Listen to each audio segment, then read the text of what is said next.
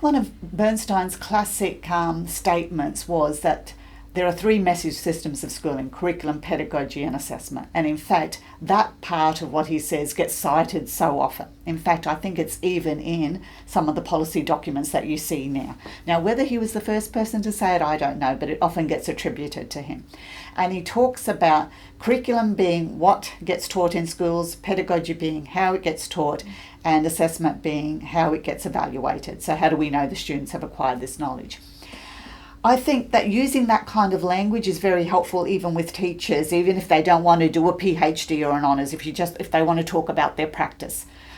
The key work is about curriculum. What knowledge do they select to teach their students? It's how they teach it, it's how they organise it, it's what rate they take the students through it, and it's how they know that the students have learnt it. So you can use that language in an everyday professional sense with teachers as well. I think another key point that Bernstein developed, which was quite different from a number of the critical scholars, is that he looked at models of pedagogy. And I think I've got a diagram here on one of the slides. In fact, I think it's a classic diagram. It's this one. A number of researchers in education will talk about different pedagogic models, and they'll often advocate one particular model, like critical pedagogy or radical pedagogy or a feminist pedagogy or a reconciliation pedagogy. And it's almost like it's an endless list of pedagogies in the research literature. And when you go into schools, it's almost like teachers are sick and tired of change, or what's the new pedagogy that you're advocating? Bernstein never did that. What he did in that diagram was look at it in a quadrant form and look at 4 different kinds of pedagogic models. And he said, well, let's call them visible, invisible, radical, or 2 forms of radical.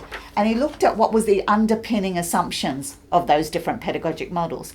And he never said that one was going to be the best for all time. He was just talking about what might work in different circumstances with different groups of students. So I think taking that kind of approach where you're not just ideologically pushing one kind of fad in theory or in educational reform was the strength of Bernstein's work.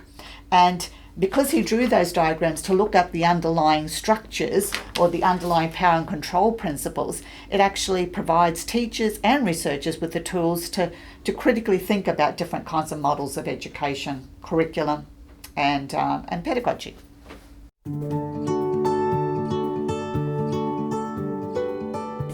Okay, now let me get this really clear then.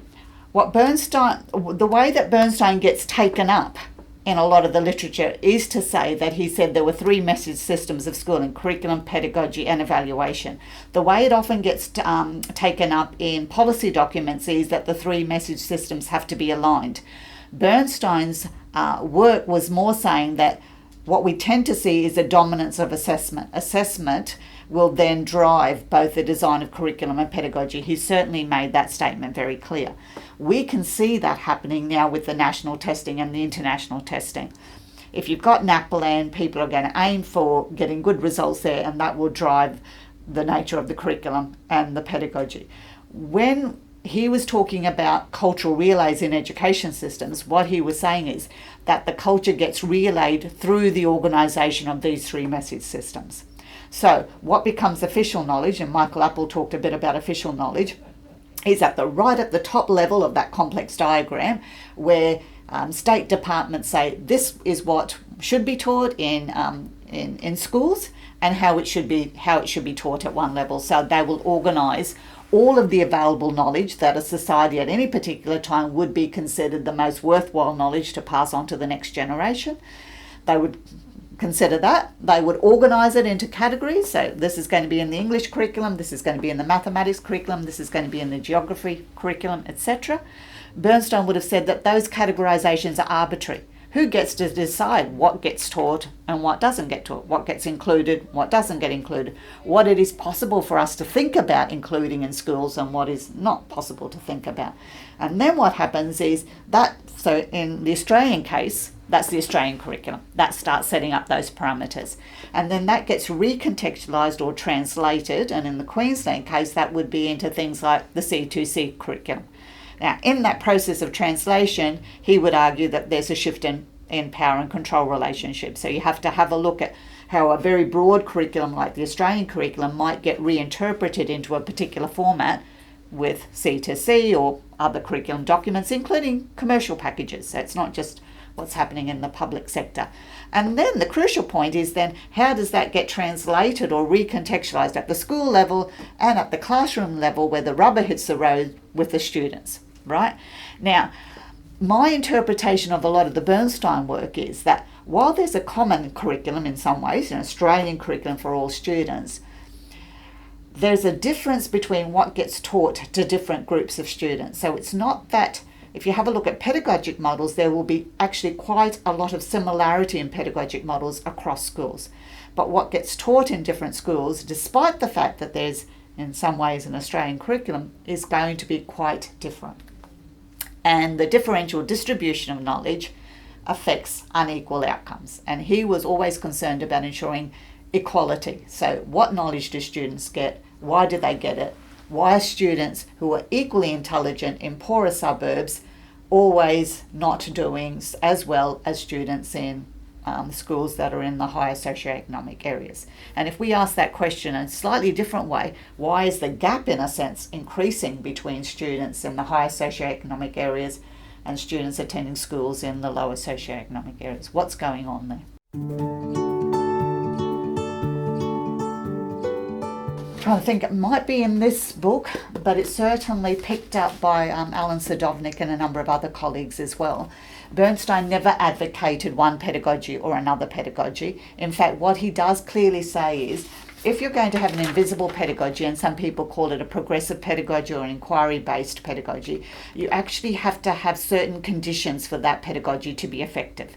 And those conditions are the teachers have to have the time, the resources, and the knowledge and skills to be able to design curriculum that meets the needs of the students. If you don't have those conditions met, they're going to end up teaching from textbooks, and they're going to not be able to connect with the students, right? So that's one condition. If you've got a visible pedagogy, it's often textbook orientated. Now that could still work in the interests of the different groups of students as long as you connected the learning in the textbook with where the students are at, and then get them to link their own knowledge base to the textbook knowledge, right? So he would always look at what are the conditions that we need in schools, in teacher professional knowledge, in teacher professional learning, in order for those pedagogies to work. Because what he argued was that schools are often, all of these pedagogies, my interpretation of Bernstein is that they are all middle class pedagogies. By that, he meant that they're designed by different factions of the middle class for the interests of the middle class, for them to maintain their position in the social order. They're not actually geared for those children who are from poorer backgrounds. And the assumption behind those pedagogies is that there's going to be all this work happening in the home or the community that subsidises the work of the school. Now, if that pedagogy doesn't connect with the kind of pedagogies in the home, then you actually have to have a different kind of set of relations operating, right? So my argument is that none of those pedagogies are specifically orientated for children from lower socioeconomic backgrounds or Indigenous learners, or you would actually have to create a pedagogy that would work for those categories of students from a mixture of those pedagogies.